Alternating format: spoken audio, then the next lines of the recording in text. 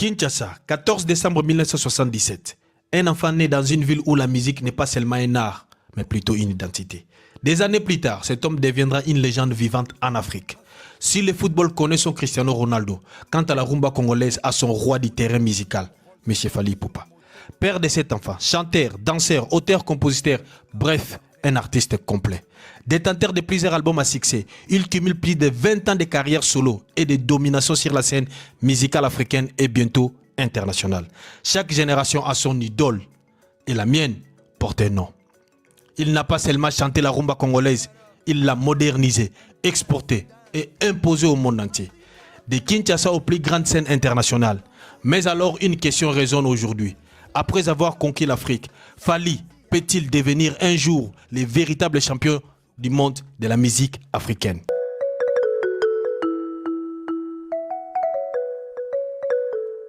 Original. Fally Ipupa débute véritablement sa carrière devant les grands publics quinois à Bandalunga au sein de l'orchestre Talalatan, dont il devient rapidement l'une des figures emblématiques. Comme une étoile impossible à cacher, son talent attire très vite l'attention de plusieurs grands orchestres de Kinshasa, notamment Weranson et Wenge Musica Maison Mère. Après une tentative d'intégration qui n'aboutira pas au sein de l'orchestre Maison Mère, le destin lui ouvre finalement les portes des quartiers latins internationaux dirigés par Koffi Olomide.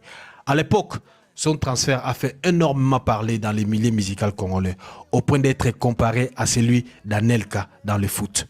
C'est ainsi qu'il mérite son nom d'Anelka Dicap, symbole d'un artiste considéré comme un reçu de luxe destiné à marquer toute une génération. Les transferts les plus chers, ainsi il intégrait le quartier latin de Koffi Olomide à l'âge de 22 ans. Koffi voit très vite en Fally un artiste complet, chanteur, danseur, animateur, mais surtout un véritable meneur de scène capable d'enflammer une foule en quelques secondes. Comme un diamant brut plongé dans le feu, Fally va se polluer au contact de Koffi. Auprès du maître du quartier latin international, il apprend les codes, les exigences et la discipline du monde musical congolais et africain. C'est dans cette école musicale qu'il découvre les coulisses du succès. Travailler avec les producteurs, construire un concert, aligner les voix, diriger une ambiance, composer des chansons à succès et penser un album comme une œuvre stratégique. Entre 1999 et 2006, Fally participe à plusieurs grands projets de Koffi Olomide. Entre autres, Attentat en 1999, Force de frappe en 2001, Efrakat en 2001, Affaire d'État en 2003, Monde arabe en 2004 et Danger de mort, enfin Danger de mort en 2006. À chaque apparition, sa voix, son charisme, son énergie laissent une empreinte impossible à ignorer. La confiance de Koffi Olomide envers lui devient si grande qu'il le nomme chef d'orchestre. Dans un album, Fally pouvait chanter, danser, animer comme un atalakou et même donner son avis sur les arrangements, les alignements de voix ou la manière d'interpréter certains morceaux. Une polyvalence rare comme un joueur capable d'être à la fois attaquant, meneur et capitaine. Et au sein du quartier latin international, il ne tarde pas à signer ses propres succès, éternellement dans l'album Force de frappe, Coco Coco dans l'album Affaire d'État et Pharmacien dans l'album Danger de mort. Déjà à cette époque, une évidence commence à s'imposer. Fally n'est plus un disciple, il devient progressivement une future légende. Pouf, 2006, une rupture douce et brutale. Vraiment une séparation à la fois douce et fracassante. Comment un fils prêt à quitter le toit familial peut affronter seul le monde?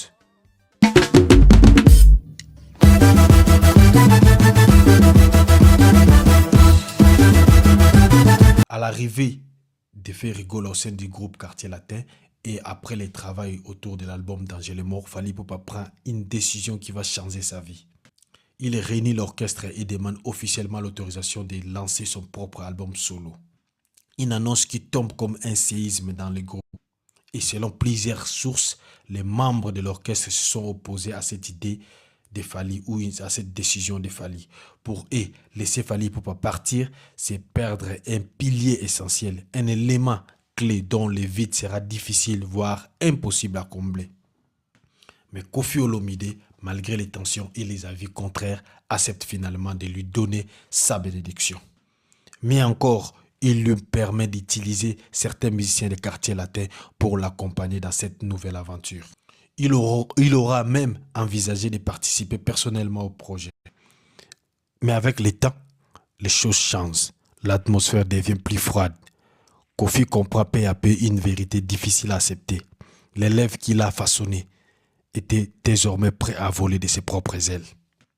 Plus tard, il reconnaîtra lui-même qu'il a vu Fally déjà s'éloigner de lui. Mais le vin est tiré, il faut le boire. Quand le destin sonne, il faut agir. Alors Fally Ipupa avance sans regarder derrière lui. Il transforme les doutes en carburant, la pression en motivation, les critiques en énergie créatrice. C'est ainsi qu'en 2006 naît l'album Droit Chemin. L'album qui n'était pas seulement un premier projet solo, mais les premiers pas d'un homme décidé à marcher vers sa propre légende.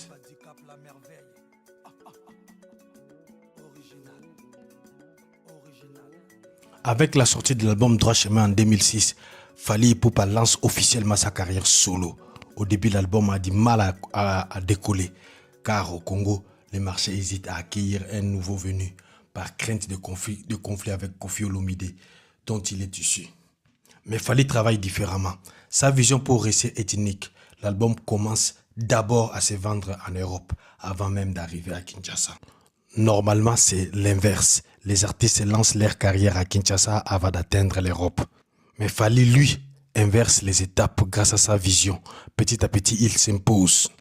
Sa nouvelle musique, c'est un mélange de la rumba congolaise, du ndombolo, de R&B, du rap et des sonorités urbaines. Il collabore ainsi avec Benji, Chris et Barbara Kanam, notamment sur les titres 100% Love. Cet album Droit Chemin lui permet d'entrer dans la scène musicale congolaise, puis africaine, posant ainsi la base de sa gloire à venir. Et dans cet album, mon titre préféré, c'est Sopeka, un album fantastique. Abonnez-vous massivement, soutenez l'émission, car nous serons toujours ensemble avec votre chaîne Synthèse. Et dis-moi aux commentaires quel est votre titre préféré de l'album Droit Chemin. Moi, j'ai des pépites, Sopeka et Associé. Et les vous, c'est quoi? Dites-moi en dessus des commentaires, je vais les lire volontiers. On est ensemble, on continue. L'album Droit Chemin de Fally Ipupa sorti le 10 juin 2006 et il compte 12 titres avec un titre bonus sur les DVD. L'album a connu un grand succès commercial en France, se plaçant ainsi disque d'or avec au moins 10 000 exemplaires vendus en France.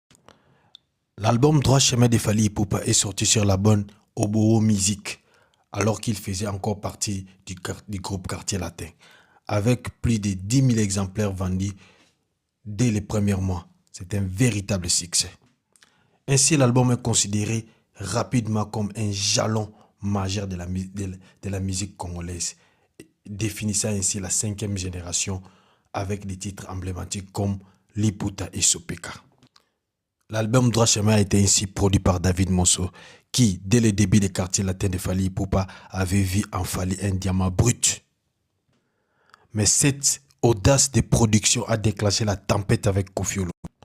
Pourtant, comme un fleuve qui force son lit, David a tenu bon, produisant Fally 3 albums jusqu'à ce que son éclat perce les frontières et impose comme une légende.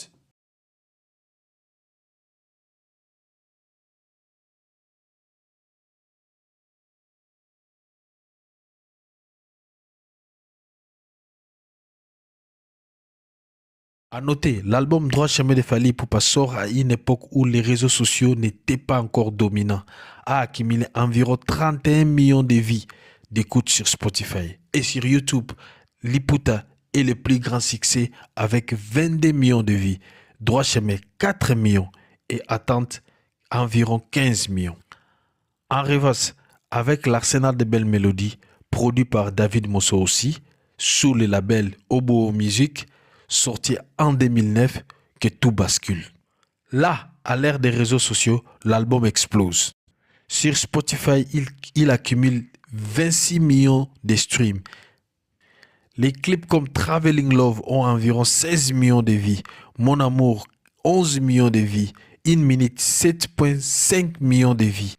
Cette ascension s'explique par la puissance des Facebook, YouTube qui ont permis une diffusion rapide et mondiale. Pour moi, mes titres préférés restent Traveling Love et Mon Amour. Grâce à ces titres que je trouve beaucoup plus de l'attachement à l'album Arsenal de belles mélodies. Et les chiffres ne mentent pas. Fally s'impose comme une figure incontournable de la rumba congolaise. Écoutez un peu. Ingrid, maman, bomwande chérie. Ingrid et Yona, linga kagaminga, maman. Non, je ne sais pas chanter, Fally. Je dois t'inviter, tu dois venir chanter pour moi. Et vous, dites-moi en commentaire quelle est vos chansons préférées de l'album Arsenal de belles mélodies. Sans oublier, vous avez des chansons comme Cadena, comme Une Minute. Vous avez des délivrances d'amour. Vous avez des belles chansons. Et il y a une pépite que je vous conseillerais aussi d'écouter, Cinquième Race. Je crois qu'un jour, je vais faire une émission en live pour appeler les gens à voter leurs belles chansons. On doit connaître les belles chansons des fans. Pas seulement sur YouTube, mais live. Mais avant tout, je vous demanderai volontiers de commenter là-dessus quelle est vos chansons préférées. Merci. On continue notre émission. Surtout, n'oubliez pas, dans cet album, Fally a fait des featuring majeurs. Featuring avec Olivia sur la chaise électrique et featuring avec Chris aussi, Sexy Love. Une chanson pas des moindres. Une des belles chansons de Fally aussi.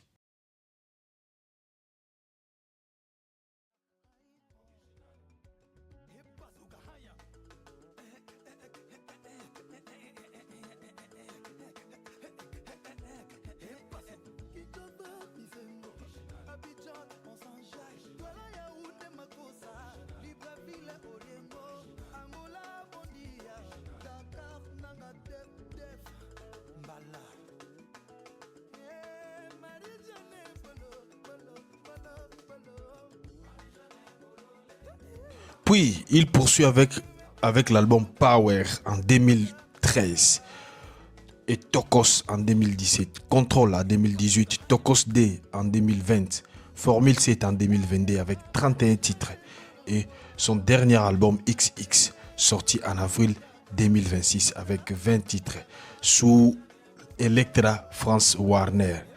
On remarque que Fally prend plus de temps entre les albums que son mentor Kofi, mais il produit souvent plus de titres et des albums à 31 ou à 20 morceaux. Parmi les plus grands hits, on retrouve Original, Control et Loco Oyo et tant bien d'autres. Ce qui est remarquable en Fally, il faut toujours regarder les catalogues de Fally Ipupa. On distingue deux sortes d'albums, des albums rumba et les albums urbains. Dans le cadre de l'album rumba, on a les droits chemins, les power, control, formule 7 et des albums urbains. Il est plus ouvert tels que Tokos 1, Tokos D, XX. Chaque album rumba regorge de hits comme Orgazi dans l'album Droit Chemin et Liputa et comme Original, Suite Live, Service dans l'album Power et on a dans l'album Control dans le même nom aussi. On a des Cana Secret, Aflaye, PM, Un mois. Également sur l'album Tokos, on relève aussi des hits. Celle-là, c'est un peu étrange parce que Loco, ça ressemble plus à un album rumba que l'album Power. Il dévoilera plus tard que ces chansons-là devaient être dans l'album rumba, mais compte tenu des circonstances, il a dû placer ça dans l'album Tokos E, qui est l'album urbain. Tandis que Tokos D est marqué par les chansons comme Amour, Amore et Huitième Merveille. Ce sont de très belles chansons de cet album, nous tous nous connaissons, et a traversé vraiment tout le monde et a conquis tout le monde avec cet album. À travers ces albums, une identité dixstate, Fally a confirmé sa maîtrise de la rumba et de la chanson urbaine. Aujourd'hui, il reste un artiste complet sans rien prouver sur la scène africaine.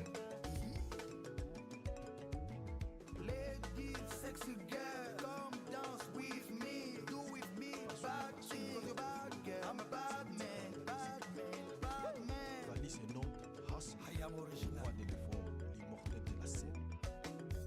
Comme il est lui-même convaincu, il est original. Oui, tous les autres, ils se réveillent avant tous. Donc un vrai guerrier du travail. Il est passé de Kinshasa avec chaque album, il transcende les frontières jusqu'à devenir